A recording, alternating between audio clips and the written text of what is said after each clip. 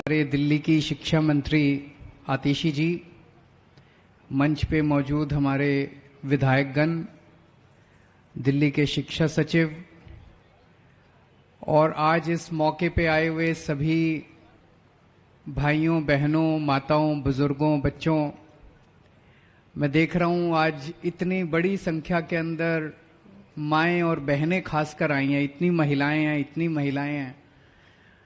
बच्चों की पढ़ाई की चिंता माँ बाप दोनों को होती है, लेकिन माँ को ज्यादा होती है। 24 घंटे मेरे को याद है, जब मैं भी छोटा था मेरी माँ मेरे पीछे लगी रहती थी, मेरे को पढ़ाया करती थी। पिताजी तो शाम को आते थे, पूछ लेते थे, हाँ भाई ठीक ठाक चल रहा है, हाँ जी ठीक ठाक चल रहा है, लेकिन माँ जो है वो बच्चे का बहुत ख्याल रखती है। तो आज इतनी बड़ी संख्या के अंदर माएं और बहनें आई हुई हैं और मैं समझता हूं कि वो इस मौके में शिरकत करने के लिए आई हैं कि जब उनके बच्चों का स्कूल जो है वो बहुत शानदार बनने जा रहा है। आज उसकी आधारशिला रखी गई है। मैं समझता हूं पढ़ाई का स्तर तो पहले से ही बहुत अच्छा हो गया यहाँ पे। जैसे अभी आतिशी जी बता रही थी कि यहाँ पे पढ़ाई का स्तर इतना ऊंचा हो गया कि फ्रेंच, जर्मन, जापानीज और स्पेनिश 4 विदेशी भाषाएं पढ़ाई जाती हैं। मैं चैलेंज करता हूं पूरे दिल्ली में जितने इतने बड़े बड़े प्राइवेट स्कूल हैं, आप उठा के देख लो, ये चारों लैंग्वेज अगर किसी और स्कूल में पढ़ाई जाती हो तो मैं अपना नाम बदल लूंगा। किसी स्कूल में नहीं पढ़ाई जाती, आपके बच्चे के स्कूल में अब सरकारी स्कूल में पढ़ाई जाती है। कितना बड़ा बदलाव आ गया। और अब इसकी बिल्डिंग भी सुधर जाएगी।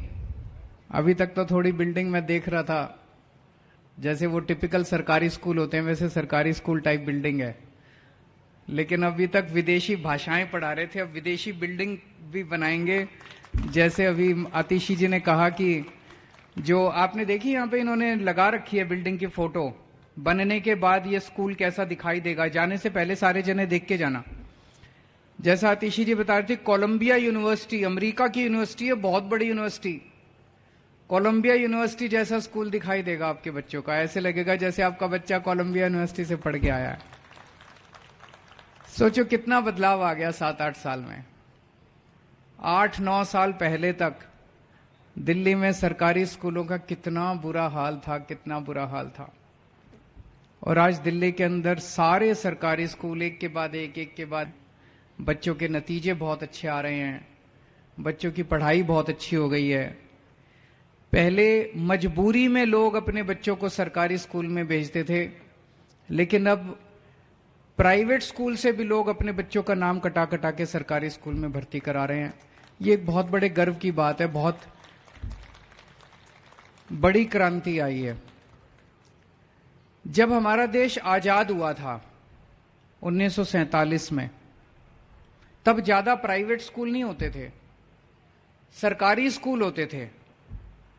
तो जितने आईएएस, आईपीएस अफसर भी बनते थे वो भी सरकारी स्कूलों के ही पढ़े होते थे। जितने बड़े बड़े वैज्ञानिक बनते थे वो भी सरकारी स्कूलों के ही पढ़े होते थे।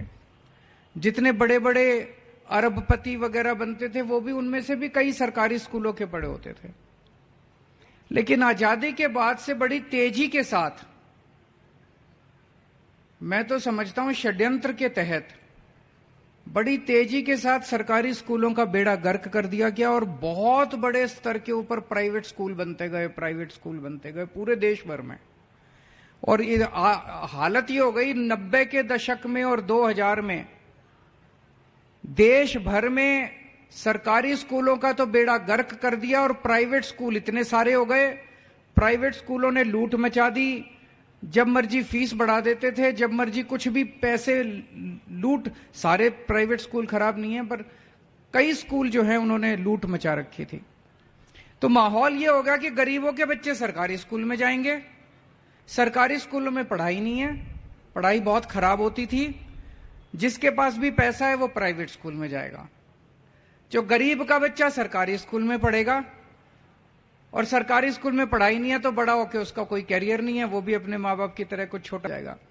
तो ऐसा एक वो बन गया कि गरीब का बच्चा गरीब रहेगा, अमीर का बच्चा अमीर बनेगा, पैसे वाले का बच्चा बड़ा होकर कुछ डॉक्टर इंजीनियर बनेगा, गरीब का बच्चा जो है वो गरीबी में जिएगा। इस माहौल को बदला है पिछले 8 साल के अंदर। अब सरकारी स्कूलों के बच्चे वो भी बड़े बड़े सपने देखने लगे हैं। सरकारी स्कूलों के बच्चे भी डॉक्टर, इंजीनियर, वकील, आईएएस, आईपीएस बनने लगे हैं। मैं आईआईटी से पढ़ा हूं। आईआईटी देश का सबसे बड़ा इंजीनियरिंग कॉलेज है। आईआईटी में एडमिशन लेने के लिए बड़ी मुश्किल होती है। मैं आईआईटी से पढ़ा था, मेरे को पता है कितना मुश्किल होता है। अब हमारे सरकारी स्कूलों के, दिल्ली के सरकारी स्कूलों के बच्चे आईआईटी में जा रहे हैं। मेरे को बड़ा अच्छा लगता है कि जिस कॉलेज से मैं पढ़ा उस कॉलेज में अब हमारे सरकारी स्कूलों के बच्चे जा रहे हैं। अब हमारे सरकारी स्कूलों के बच्चे ऑल इंडिया मेडिकल में एडमिशन, ऑल इंडिया मेडिकल का सबसे बड़ा कॉलेज है, वहां पे एडमिशन ले रहे हैं। तो बहुत बड़ी क्रांति आई है ये। और पिछले 8 साल के अंदर दिल्ली में ये जो क्रांति आई है, इस क्रांति के पीछे एक ही शख्स है, मनीष सिसोदिया। 75 साल में जो धीरे धीरे करके सरकारी स्कूलों का बेड़ा गर्क किया गया। गरीबों ने तो सपना देखना ही बंद कर दिया था। गरीबों के बच्चों ने तो सपने देखने ही बंद कर दिए थे। उनको तो लगता ही नहीं था कि हम भी कुछ बन सकते हैं। जिस शख्स ने, पता नहीं, कुदरत कहते हैं ना, समय एक जैसा नहीं रहता, समय बदलता है। तो अपने देश का भी ये समय बदल रहा था। देश की किस्मत थी कि मनीष सिसोदिया जैसा शख्स आया और उसने दिल्ली के अंदर ये शिक्षा क्रांति करके दिखाई।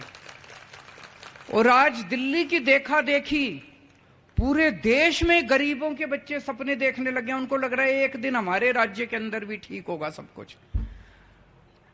हुआ वो मनीष सिसोदिया जी ने किया, लेकिन स्कूलों को ठीक करने वाले को भी इन्होंने जेल में डाल दिया। बताओ, स्कूलों को ठीक करने वालों को, गरीबों के बच्चों को पढ़ाने वालों को कौन जेल में डालता है? कहते हैं मनीष सिसोदिया ने भ्रष्टाचार करा। मैंने कहा जी, भ्रष्टाचार करने वाला तो रात को बैठ के जो भी पैसे कमाएगा, करोड़, 2 करोड़, 100 करोड़, 200 करोड़, वो रात को बैठ के दारू पिएगा, गलत काम करेगा। मनीष सिसोदिया रोज सवेरे 6 बजे उठ के सरकारी स्कूलों का दौरा करने जाते थे। स्कूलों में ठीक ठाक चल रहा है सब कुछ। बताओ, ऐसा कौन सा भ्रष्टाचारी आदमी है जो सवेरे 6 बजे उठ के सरकारी स्कूलों के दौरे करने जाता है? हो सकता। नमस्कार, मैं हूं मुकेश कोरी। आपको ये वीडियो कैसा लगा है उस पर अपना सुझाव कमेंट बॉक्स में जरूर दें। हमारे चैनल को सब्सक्राइब ना किया हो तो सब्सक्राइब करें, बेल आइकन पर प्रेस करें। प्रत्येक खबर का नया नोटिफिकेशन सबसे पहले आपको प्राप्त होगा। हम फिर मिलेंगे एक नई खबर के साथ। तब तक आप हमको इजाजत दीजिए। जय भारत, जय हिंद।